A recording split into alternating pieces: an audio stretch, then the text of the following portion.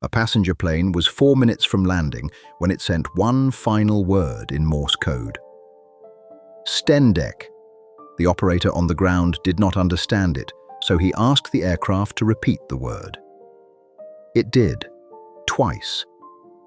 Then the plane stopped answering. No arrival, no distress call, no wreckage where the searchers expected it to be. For more than 50 years, Stardust was not just missing. It was a sentence with one unreadable word at the end. On August 2, 1947, a British South American Airways Lancastrian was flying the last leg of a service from London to Santiago.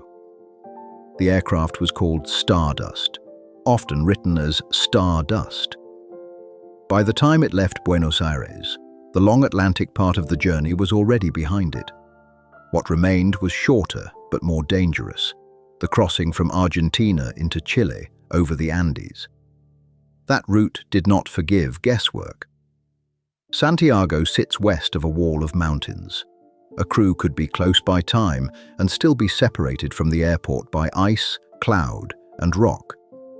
The official report later recorded snowstorms in the Andes, closed passes, and conditions unfit for visual contact in the passes. Stardust was expected in Santiago at 17:45 GMT. At 17:41, it was still speaking. The final message was not a scream. It was routine. The aircraft reported its estimated arrival time, then added the word that made the whole case change shape. STENDEC. The radio operator in Santiago heard it clearly, but fast. He asked for the word again. The aircraft repeated it twice in succession. Then nothing. That detail matters because it comes from the official accident record, not from a later retelling. The word was strange at the time. The ground operator knew it was strange at the time, and the aircraft had enough time to repeat it. If the crew knew they were about to crash, why not send SOS? If the word was a mistake, why did it come through 3 times? And if the plane was 4 minutes from Santiago, why was it not there? When Stardust failed to arrive, the search began where the last message seemed to place it. Near Santiago, near the end of the route, near the point where a flight should have become visible. There was nothing. The search widened into the mountains. Aircraft looked across the passes. Ground teams went into the Andes. Still nothing.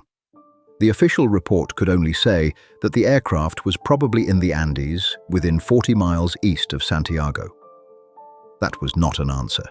It was a boundary around an absence. And absence creates its own stories. There were rumors of sabotage. There were rumors about diplomatic papers. There were rumors that fit the post-war world better than the evidence did. Eventually, even UFO explanations attached themselves to the name Stardust. The mystery grew because the mountain kept the physical record. For decades, there was no aircraft to read. There was only the last word. Then, in 1998, 2 mountaineers found an old Rolls-Royce engine high on Mount Tupungato. It did not belong there. Nearby were pieces of aircraft wreckage and human remains. The lost plane had not vanished into the sky. It had been inside the mountain system all along, buried in snow and ice, until the glacier began returning pieces of it.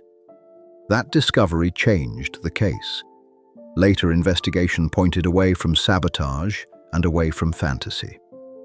The aircraft had likely struck the mountain in cloud, near cruising power, then been buried so quickly that searchers could pass through the right region and still see nothing. A route that looked nearly complete by clock time may not have been complete in space.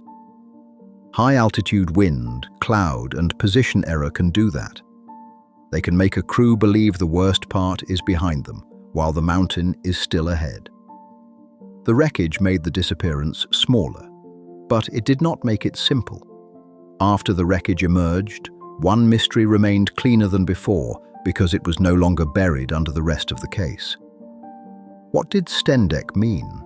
One theory says it was an anagram of descent, perhaps sent by a radio operator affected by hypoxia. But the crew had oxygen equipment, and the same scrambled word would have had to be transmitted 3 times. Another theory looks at Morse spacing. Dots and dashes can change meaning when the spaces are read differently. STENDEC may be something less mysterious, broken by speed, spacing, or reception. That is possible, but possible is not the same as proven. Other explanations turn the word into initials, a call sign, a sign-off, or a distorted routine phrase. Most of them explain too much. The safest answer is the least satisfying one. STENDEC probably was not meant to be STENDEC, but we do not know what it was meant to be. Stardust is not the same mystery it was in 1947. The aircraft was found, the mountain was identified. The empty space on the map became a physical crash site. That matters. Mysteries do not become deeper when we ignore evidence.